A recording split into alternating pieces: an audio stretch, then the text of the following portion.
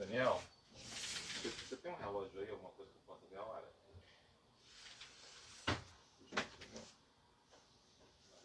Obrigado.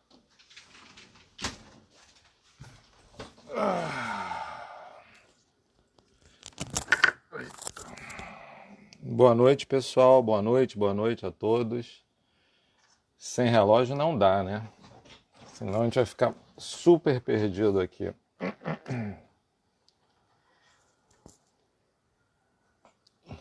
Espero que estejam todos bem.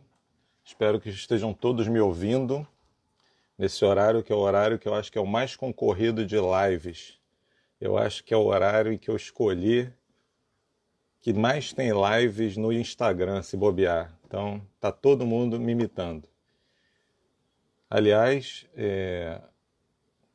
naquela introdução que a gente costuma dar um tempinho até começar o tema propriamente dito, algum tempo atrás eu perguntei para vocês me dizerem qual é o significado de 18 e 18.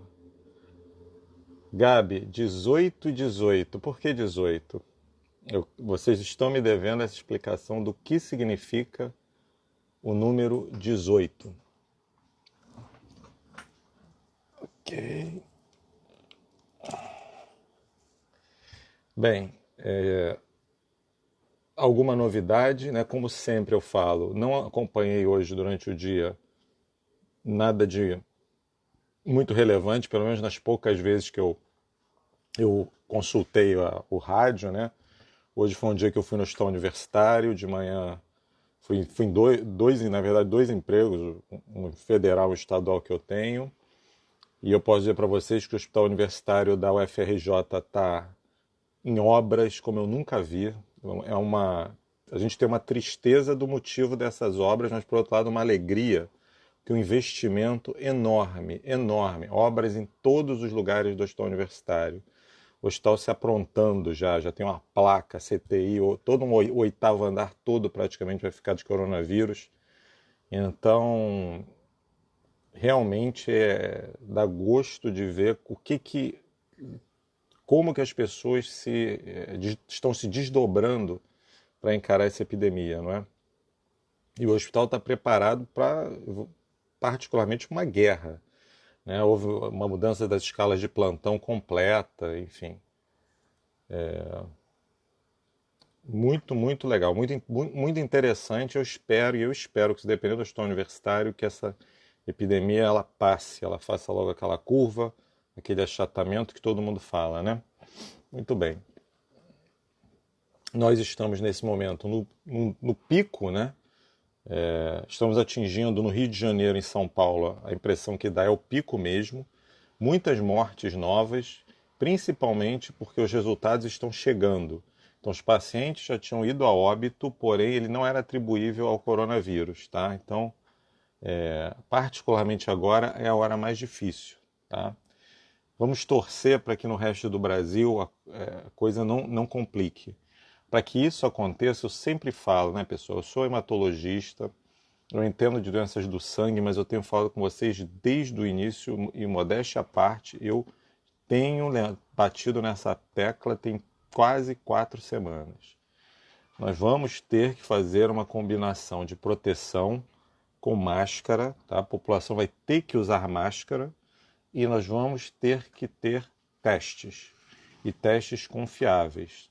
Os testes ainda estão em processo de padronização, muitos testes ainda em processo de padronização, então vamos torcer para que nos próximos dias a gente consiga ter acessibilidade a testes. Tem gente falando, por exemplo, em testes em farmácia, por exemplo, que você possa comprar e testar. Enfim, tem várias coisas no ar. Queria passar para vocês também uma alegria que eu vivenciei hoje, né? Hoje eu fiz uma consulta por telemedicina, porque agora o meu consultório todo acabou virando telemedicina. Eu não tô, como eu tenho circulado nesses hospitais, eu procuro não entrar em contato com os pacientes e a coisa tem funcionado muito bem por enquanto. Então, hoje eu tive uma consulta de telemedicina, pasmem vocês, com uma paciente com uma leucemia mieloide crônica, da qual eu trato há 17 anos. 17 anos. E ela hoje tem um exame com 0 de doença. Ela acabou de fazer um PCR, mais um PCR, que é um exame de alta sensibilidade que a gente faz. Se vocês quiserem, a gente pode fazer uma live sobre leucemia mieloide crônica para vocês entenderem como é que é. Muito interessante como é que a gente faz esses exames. E ela fez um exame que tinha capacidade de detectar uma célula maligna por volta de 32 mil células normais. Eu dou de 30 mil células normais. E nenhuma foi encontrada. 17 anos depois, sem leucemia. Então, realmente, é tudo que o que recompensa a gente, né? O médico, ele é muito... A energia que vem para a gente é uma energia que muitas vezes vem do paciente para a gente, né? Muitas vezes a gente passa para o paciente, mas muitas vezes o paciente traz de volta, né? Então, muito legal, muito legal. Então, essa queria trazer para vocês, foi realmente, mais uma vez, antes da gente entrar em mieloma, porque mieloma a gente vai falar bastante de mieloma, então não posso me estender muito. Pessoal, vamos lá.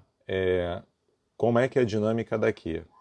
Lives, vamos fazer lives.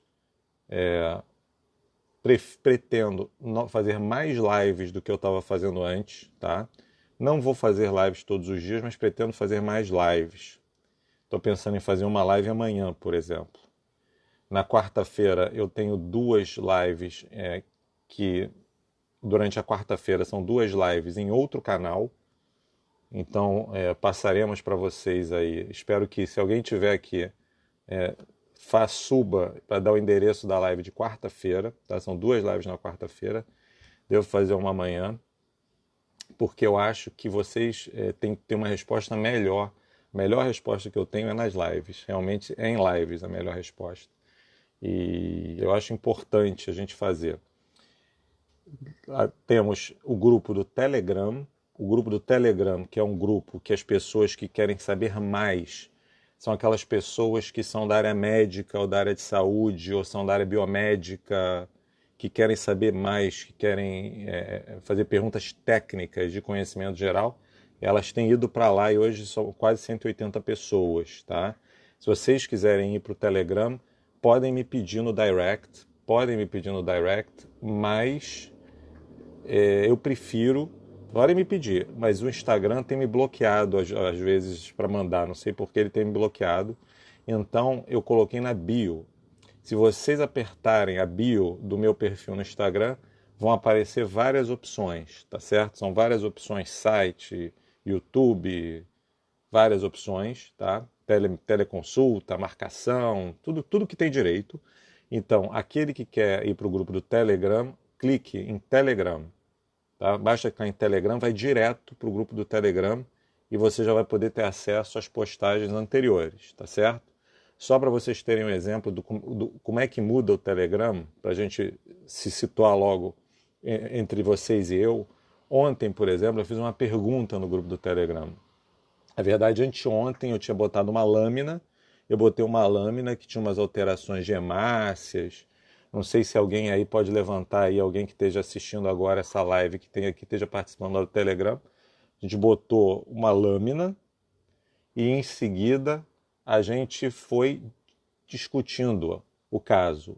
Existe um grupo que é um grupo anexo ao Telegram, tá?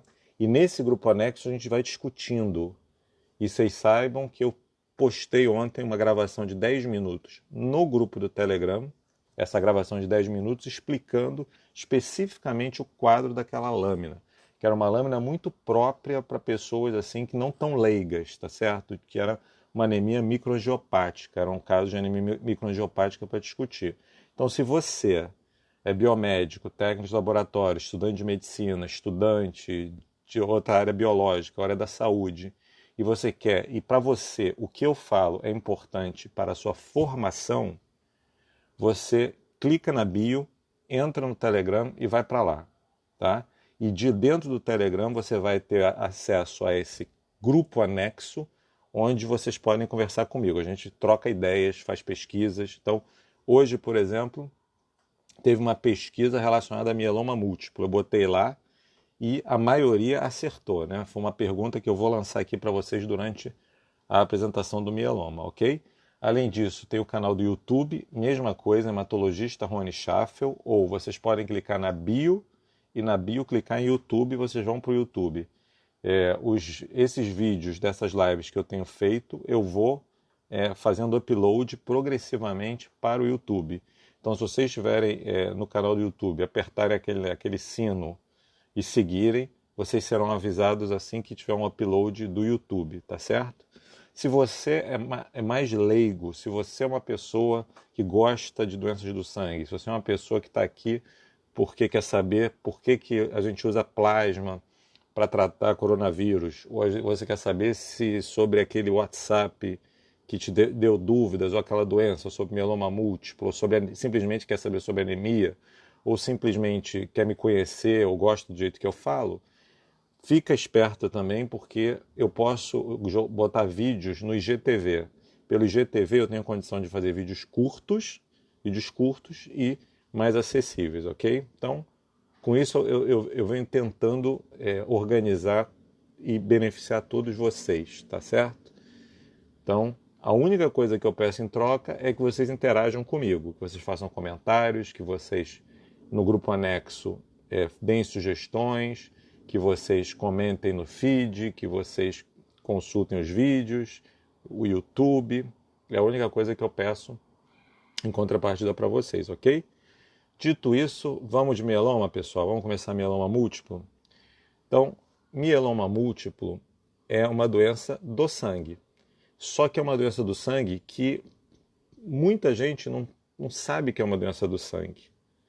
Mieloma múltiplo é uma doença de uma célula que produz anticorpos. Então, a célula que produz os nossos anticorpos é a célula que é a causa do mieloma múltiplo. Como vocês vão entender isso?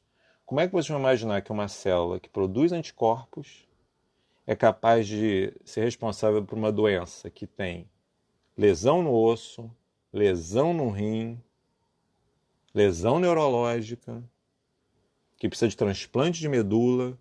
Como é que vocês vão conseguir entender isso?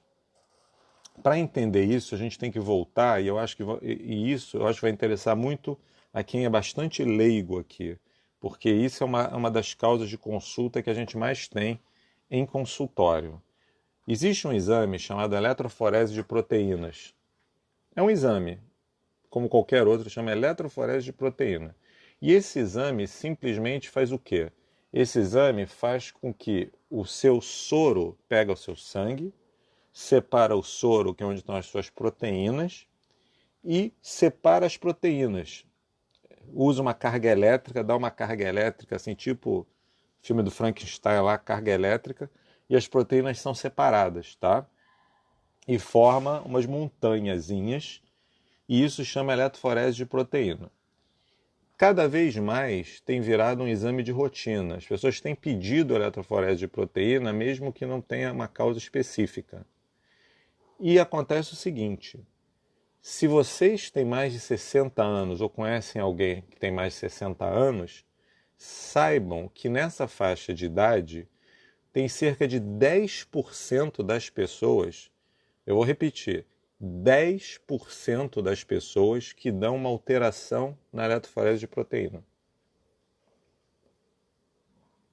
Agora, vocês imaginariam que tem 10% da população com doença? Não tem, porque seria uma das doenças mais comuns do mundo, concordam?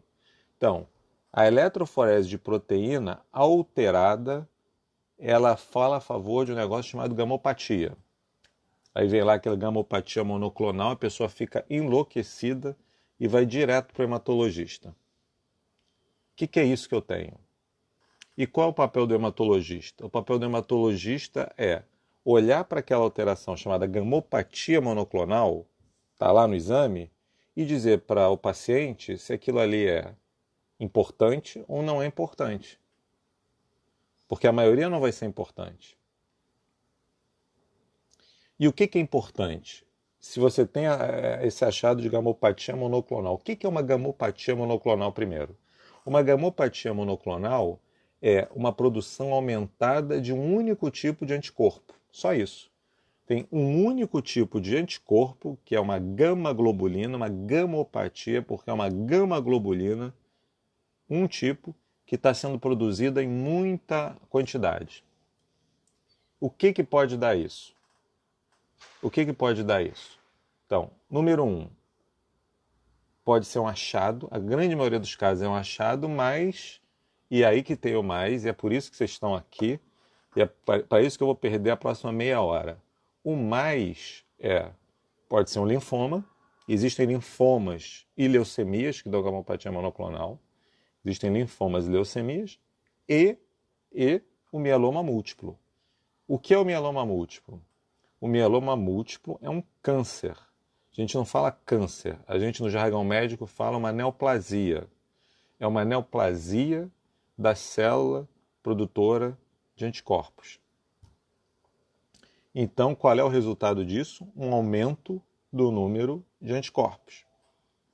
Como é que chama o aumento do número de anticorpos? Chama gamopatia. Gamopatia. Então, como é que se caracteriza o mieloma múltiplo? Então, vamos lá. Sintomas clínicos de mieloma múltiplo. Então, o que se tiver junto com essa gamopatia, eu vou atribuir, eu vou puxar a hipótese para o mieloma múltiplo. Então, vamos lá. Hemograma, nosso amigo, lembrem? Lá para trás, essas lives, elas começaram para ensinar a ver hemograma. E foi totalmente desviada. Vocês me puxaram para outras coisas assim que eu nunca imaginei, mas era para ver hemograma. Então vamos falar de hemograma, pessoal, para vocês. Como é o hemograma no mieloma múltiplo? Na maioria dos casos, existe uma anemia. Então, hemácia, hemoglobina e hematócrito. Olha aquela ordem que eu falo para vocês. Hemácia, hemoglobina e hematócrito baixos. Baixos, anemia. Então, a presença de anemia mais a tal da gamopatia, a gente começa a abrir o olho. Se a gente continuando a ver mais abaixo, como é que é essa anemia? Essa anemia tem alguma cara? Essa anemia parece uma anemia por falta de ferro, em que o glóbulo vermelho é pequenininho? Essa anemia parece uma anemia por falta de vitamina B12, em que o glóbulo vermelho é grandão? Não. É uma anemia normal. É uma das anemias normais, tá? Anemia normocítica, o tamanho do glóbulo vermelho é normal. Então, anemia com tamanho de glóbulo vermelho normal, uma das possibilidades é inflamação, neoplasia, mieloma, está sempre ali particularmente na pessoa de idade. Mieloma é uma doença que nós vemos desde os 35 até os 100 anos. Mas o pico do mieloma é aos 70, 80 anos, tá? É lá para cima o pico do mieloma.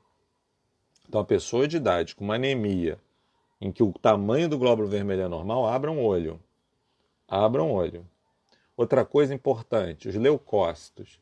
Os leucócitos não variam no mieloma. O mieloma não afeta os glóbulos brancos. Então, não tem problema de glóbulos brancos, ok?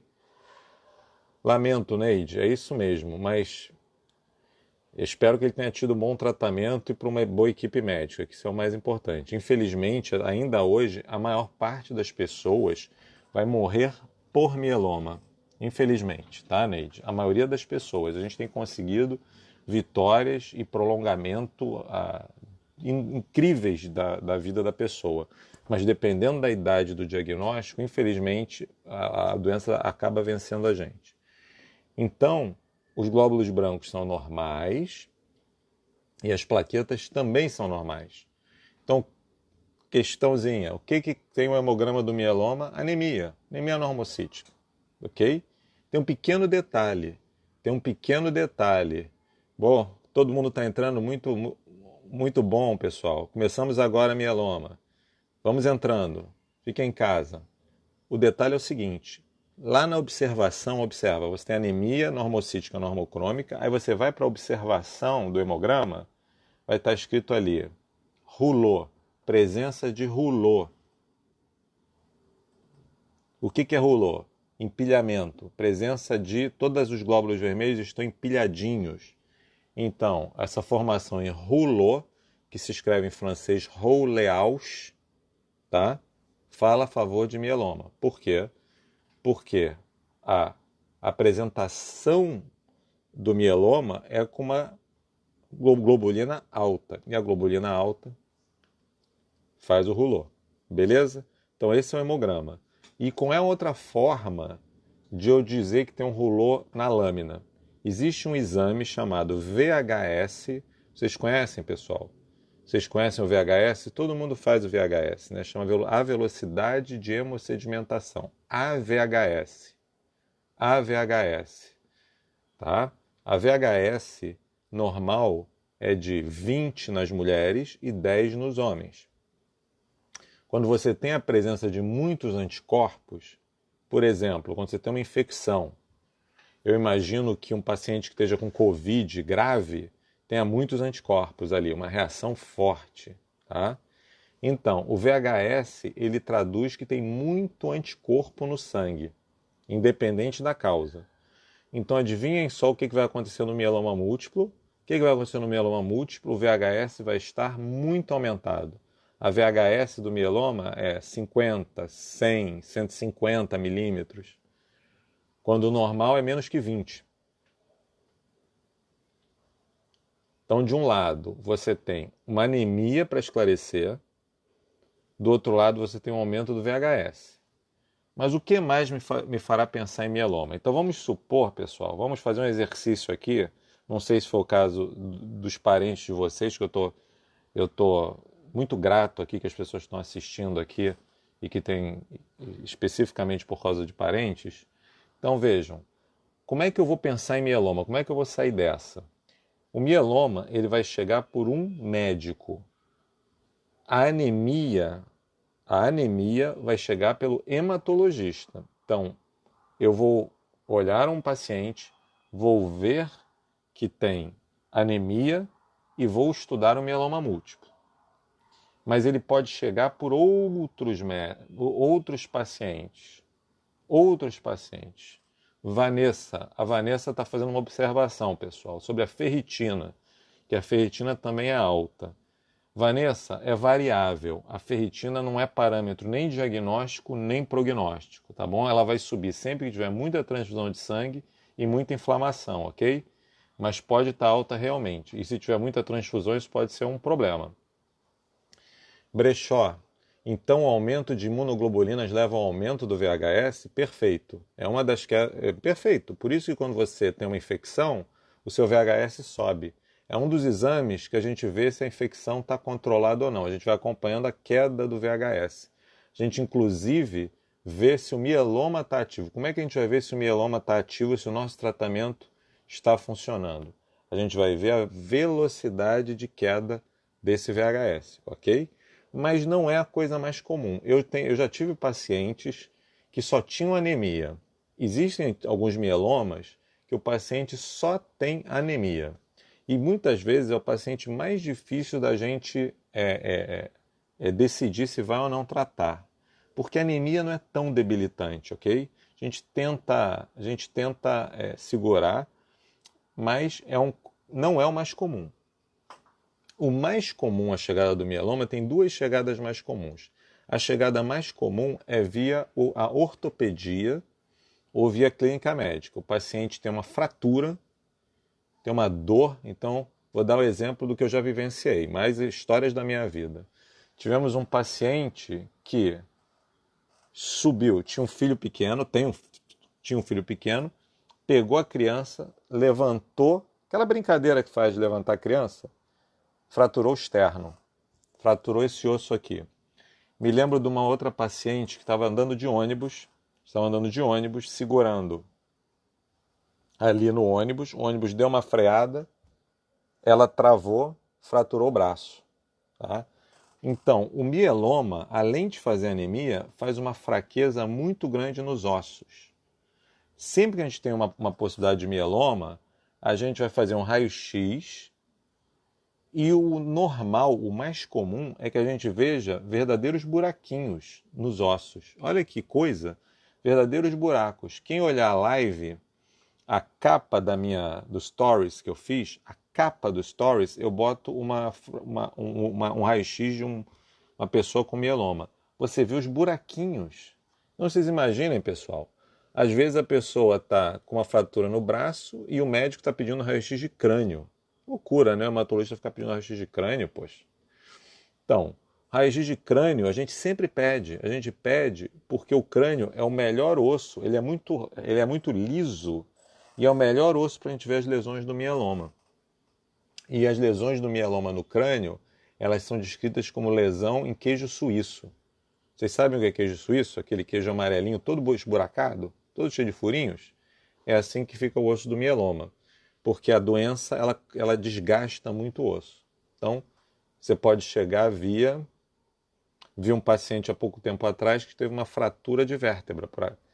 Caiu no chão, teve uma fratura de vértebra, não dava nem para dizer se a fratura de vértebra era do tombo ou era do mieloma. Não dava para dizer. Então, lesão no osso, anemia, o que mais que pode dar mieloma? A Késia está perguntando, pessoal, então haverá a dificuldade de fixação de cálcio nos ossos, Késia? Sim, na verdade, se você quer se aprofundar, a gente continua falando sobre isso em mieloma.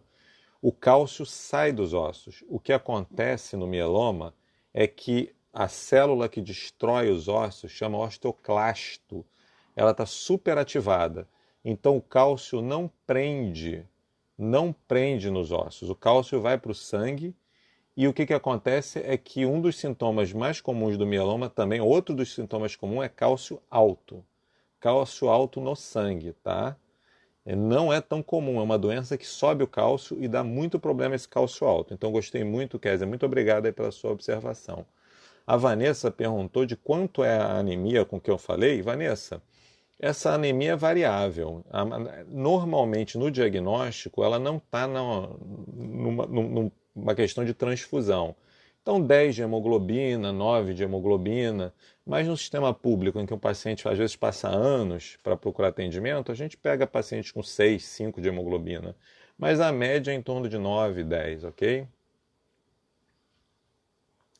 A Renata quer que eu fale dos anticorpos aumentados. Renata, fica esperta, porque quando eu falar no diagnóstico, eu falo dos anticorpos aumentados.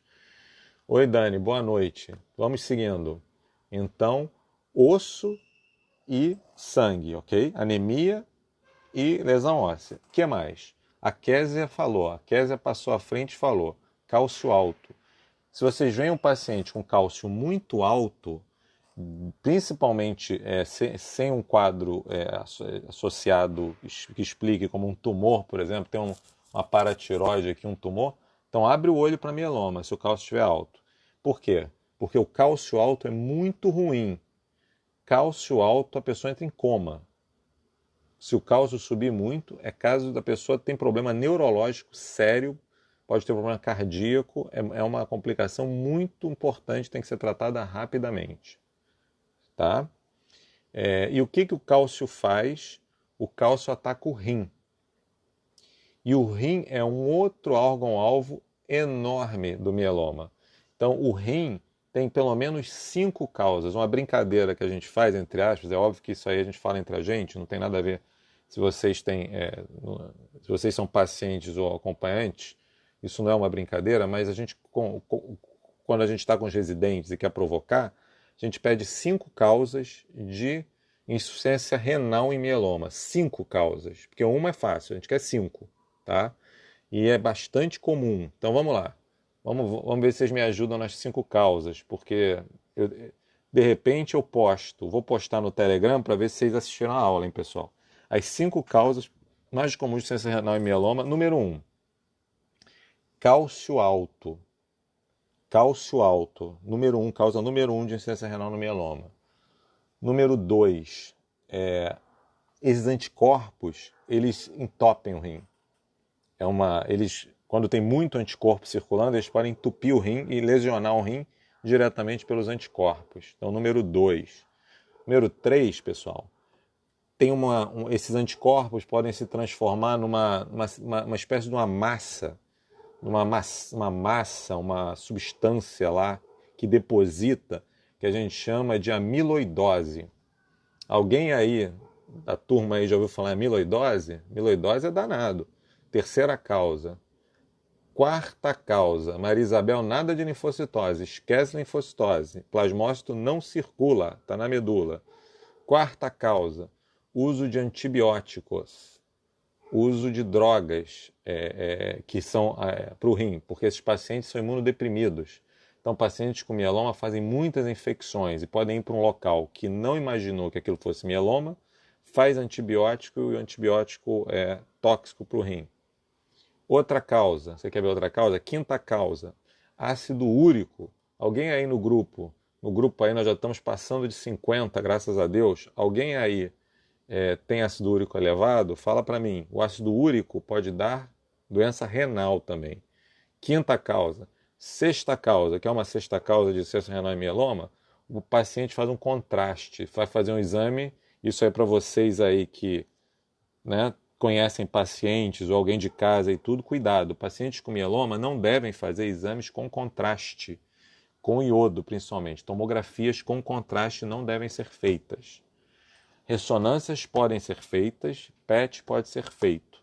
Tomografias com contrastes não devem ser feitas porque eles são tóxicos, pessoal. São tóxicos para o rim. 6 causas. Eu dei 6 causas de insuficiência renal. Então vamos repetir. O que fala a favor de mieloma? Anemia, lesão no osso, lesão no rim, cálcio alto. Beleza? Isso fala a favor de mieloma. Como é que nós fazemos diagnóstico de mieloma? E aí eu vou falar da eletroforese que foi falada aqui na passada aqui, e aí eu vou responder a pergunta que eu joguei no Telegram. No Telegram eu fiz a seguinte pergunta: qual a situação, como é que a gente vai diferenciar uma gamopatia monoclonal benigna de um mieloma múltiplo? E botei várias pegadinhas lá. Então, como é que a gente faz o diagnóstico de mieloma múltiplo? A gente faz o diagnóstico do mieloma... Precisa ter anemia para fazer o diagnóstico de mieloma múltiplo? Não. Precisa ter lesão no osso para fazer o diagnóstico de mieloma múltiplo? Não. Precisa ter cálcio alto para fazer diagnóstico de mieloma múltiplo? Não. Precisa ter insuficiência renal para se fazer diagnóstico de mieloma múltiplo? Não. Não é necessário.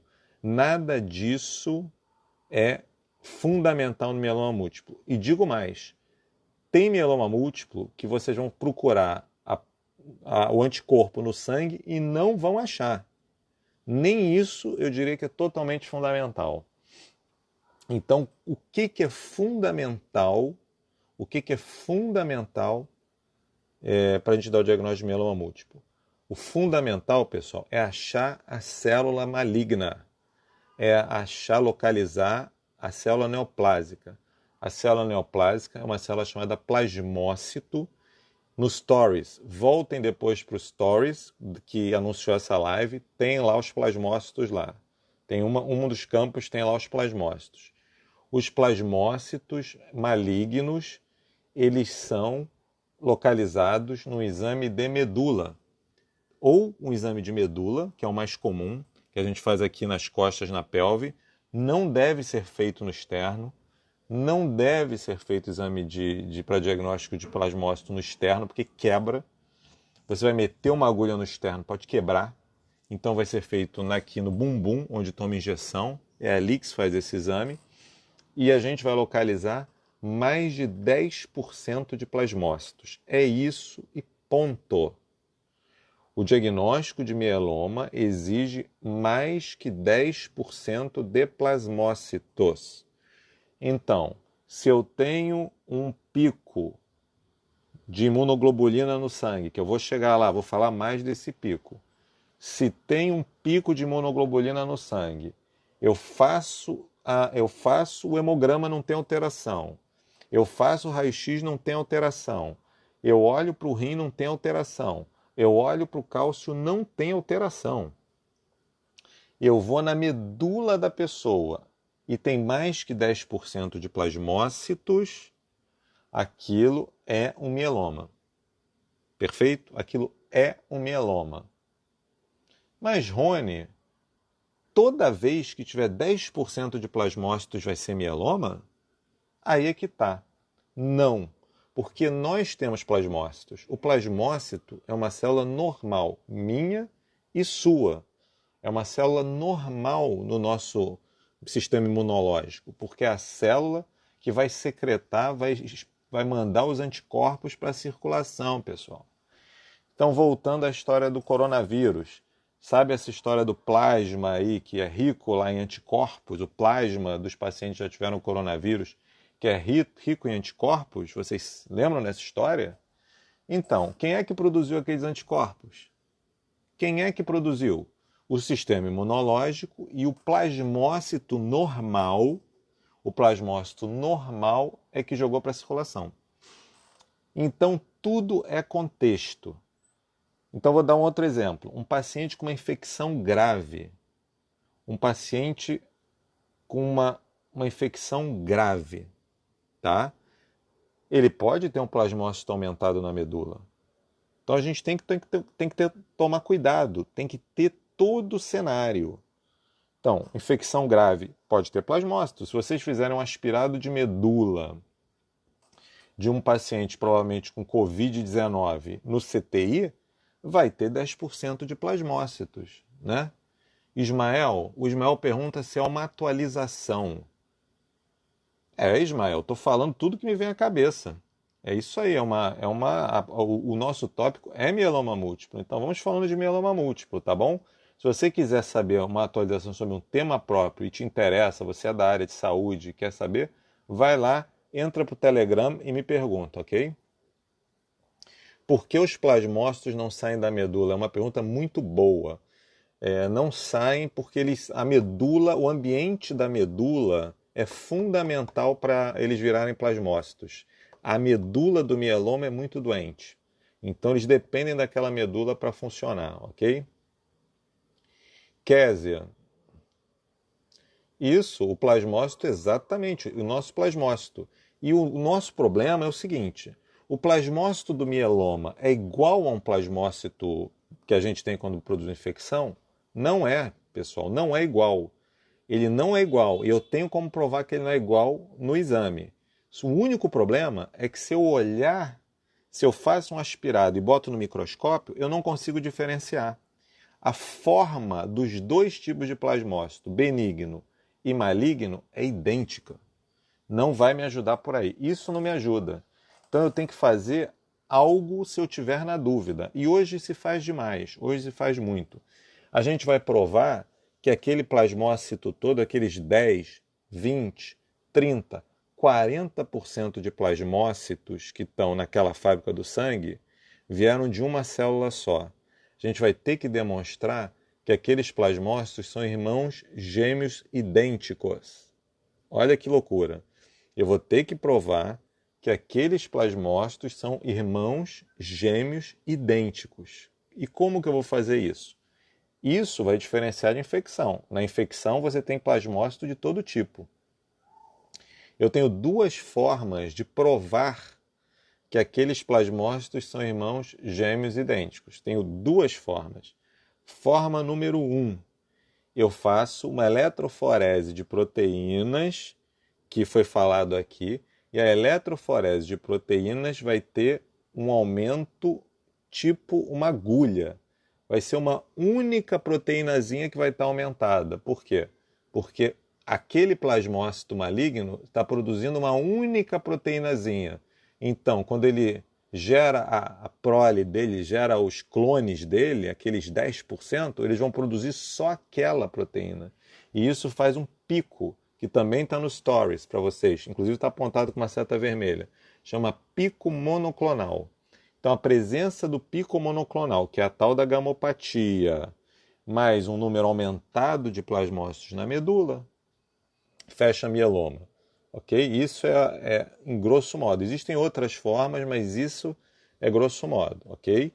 Então, lesão no osso, lesão no rim, cálcio, anemia, plasmócito e gamopatia. E tratamento, pessoal? E o tratamento? Como é que a gente vai fazer agora?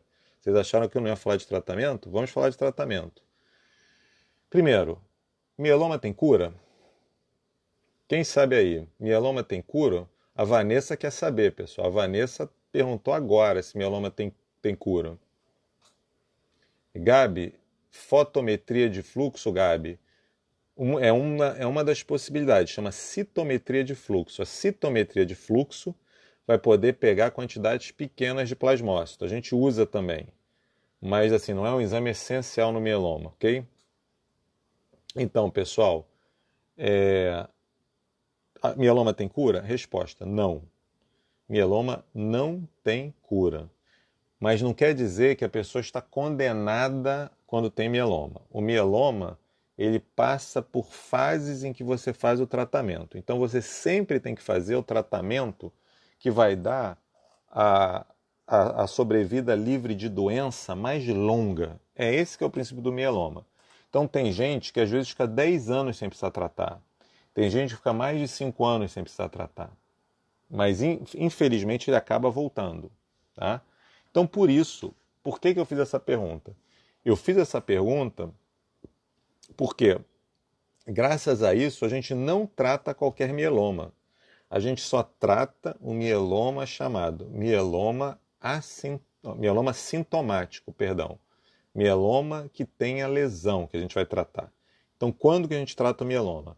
A gente vai sempre tratar o mieloma quando tem lesão óssea, tá?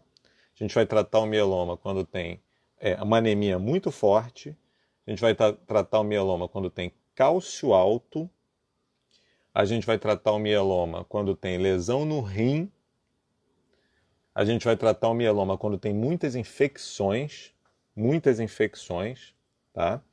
E existem situações especiais que a gente pode tratar. Por exemplo, a amiloidose. Se tiver um mieloma com amiloidose, a gente também vai tratar. Isso quer dizer o seguinte, quer dizer que aquele cara, veja, aquele caso que eu falei, que tem um exame de sangue com a tal da gamopatia monoclonal, 10% da população. Se eu não vejo lesão, se eu não vejo anemia, não vejo nada, não tem dor óssea, não tem nada, será que é tão importante assim fazer o diagnóstico de mieloma? Se eu não vou tratar? Será que é tão importante fazer a medula? Então, a gente tem que considerar caso a caso, mas muitas vezes a gente não vai fazer a medula, vai ficar seguindo a pessoa, seguindo aquele pico monoclonalzinho, aquela gamopatiazinha. Então, gamopatia monoclonal, a evolução é para um mieloma que não tem necessidade de tratamento e termina com mieloma que tem necessidade de tratamento, ok? A gente vai tratar mieloma que precisa. Gabriela, mieloma não tem cura. Perfeito. O André, em 10 anos mudou muito o tratamento. Vamos falar. Mudou muito, o prognóstico melhorou muito, mas e ainda temos problemas, tá? Neide, se o mieloma é hereditário, não, Neide, o mieloma não é hereditário, tá? O mieloma é uma doença do idoso que não tem, a gente não tem que procurar na família uma vez que tem um diagnóstico de mieloma. Tratamento, pessoal, como é que eu vou tratar ele? Então, primeira coisa, qual é o melhor tratamento hoje que tem para mieloma múltiplo? Sem sombra de dúvida, é o transplante. É o transplante autólogo de célula do sangue. Então, o que é o transplante autólogo? Eu vou colher a célula da própria fábrica do sangue do paciente, tá? vou fazer uma baita quimioterapia nele e vou devolver a medula. É um procedimento que dá para fazer em pessoas, claramente todo mundo abaixo de 60 anos, aquelas pessoas até 70, às vezes até mais de 70, que estão em boa forma física, devem fazer. E esse paciente, então, uma vez que ele vá para o lado do mieloma, esse paciente, esse paciente faz uns 4 ciclos de um tratamento que é imunoterapia, não necessariamente é quimioterapia. O meu tratamento, por exemplo, não inclui nenhuma droga com quimioterapia. O meu tratamento para mieloma, o protocolo que eu escolho hoje tem 4 remédios e nenhum deles é uma quimioterapia. 4, que nenhum deles é uma quimioterapia, por exemplo. Estou falando do meu caso. Depois esse paciente vai fazer um transplante de medula e depois esse paciente pode fazer mais um pouquinho de tratamento e depois fica numa manutenção. É isso. Esse é a linha do tratamento do mieloma. Então, para não deixar vocês morrendo de curiosidade, Gabriela, sim, transplante autólogo. Maior indicação no mundo de transplante autólogo, mieloma múltiplo. Perfeito? Valeu, André. O André respondeu para você. Químio e rádio é opção de tratamento? Sim.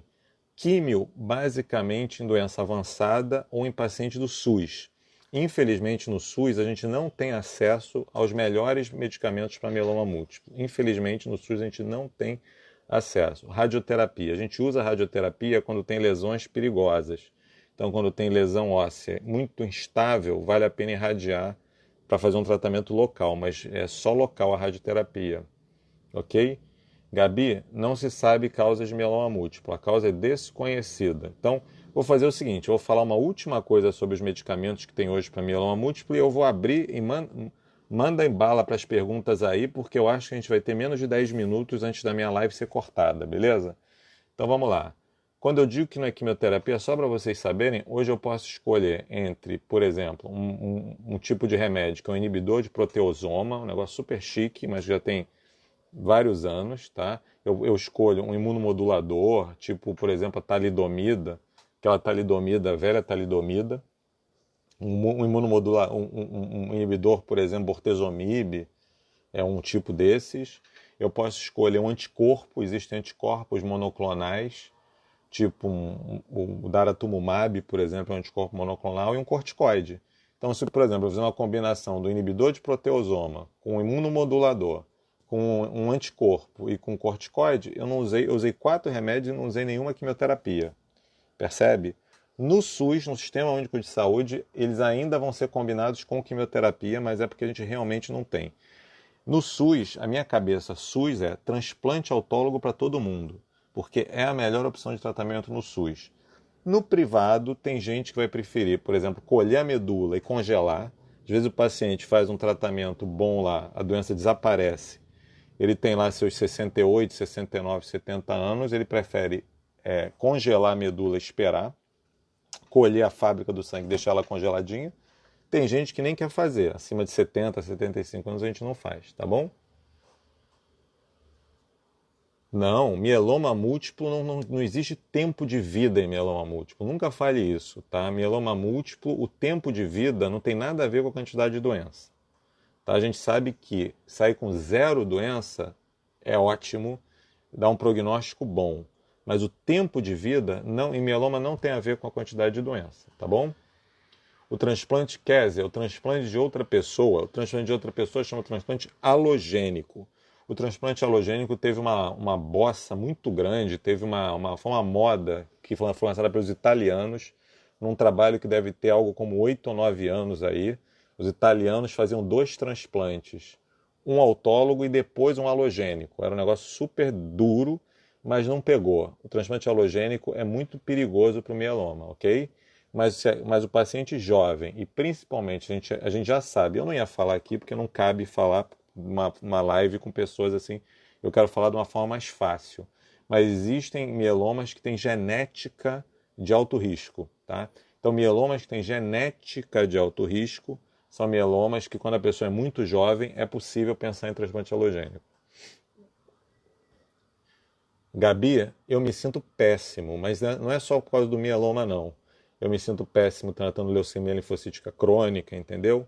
É, O fato é o seguinte, Gabi, a gente faz o que a gente tem de melhor para fazer, entendeu? Então, a gente tem que ajudar o paciente e a gente ajuda o paciente. Então, a minha cabeça é o seguinte: eu, graças a Deus, no hospital universitário, posso fazer transplante autólogo igual eu posso fazer num hospital, por exemplo, no Complexo Hospitalar de Niterói, no CHN. Eu faço nos dois lugares o mesmo transplante, pessoal. O mesmo transplante eu faço nos dois lugares.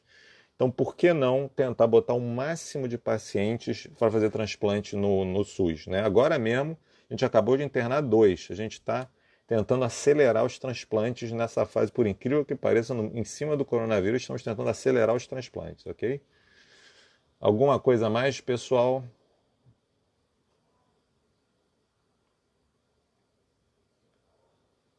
Alguma coisa mais? Vamos lá.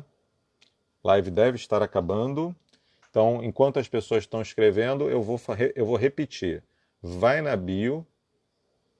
Neide. Não sei, Neide. Eu vou te falar que eu já perdi pacientes com menos de 2 anos de tratamento fazendo o melhor do mundo. Nada, mieloma às vezes não responde a nada. Teve aquele artista chamado Luiz Melodia, por exemplo, não sei se vocês lembram do Luiz Melodia. Ele teve um mieloma múltiplo que morreu rapidíssimo, não sei nem se ele viveu mais de 1 ano.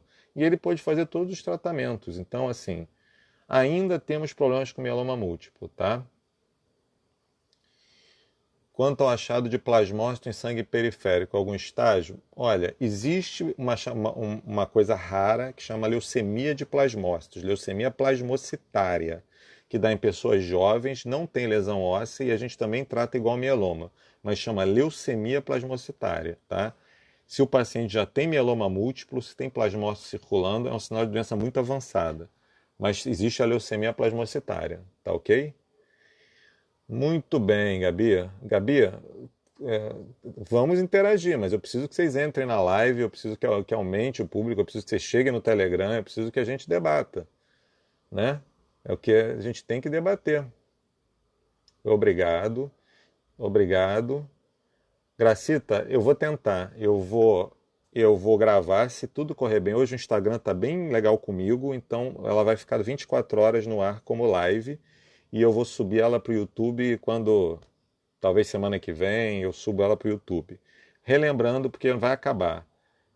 Entra na bio, clica em Telegram, vai para o Telegram e começa a participar do nosso grupo de discussões se você quer se aprimorar nesse mundo. Se você acha que eu estou te dando alguma coisa que vai te ajudar na sua carreira. Ver filmes. Entra na bio, clica em YouTube. Clica em YouTube, sininho, aquela história lá, tá? Vamos tentar ver se. E eu vou aumentar o número de lives novamente. Eu acho importante ter essas lives. Eu acho que é o melhor diálogo que eu tenho com vocês é na live. Comentem a live, eu vou botar um local para vocês comentarem, ok, Gracita? É isso mesmo, vai lá para o Telegram. O que seria anemia medular, Julie? Me manda um direct para a gente esclarecer o que seria anemia medular. Não sei se é aplasia, alguma coisa que você está fazendo, né? Kézia, você é gentil, Kézia. Kézia e a Maria Isabel, elas se interagem bastante. O André também. Tem que interagir mais gente, tá? Ok. Então, muito obrigado. Eu acho que já encerramos, tá? E vamos ver. Eu tô com vontade de fazer uma live amanhã, tá certo? Quarta não vai dar, então eu vou ver se eu faço uma live amanhã. Beleza, pessoal. Tudo de bom. Tenha uma boa noite.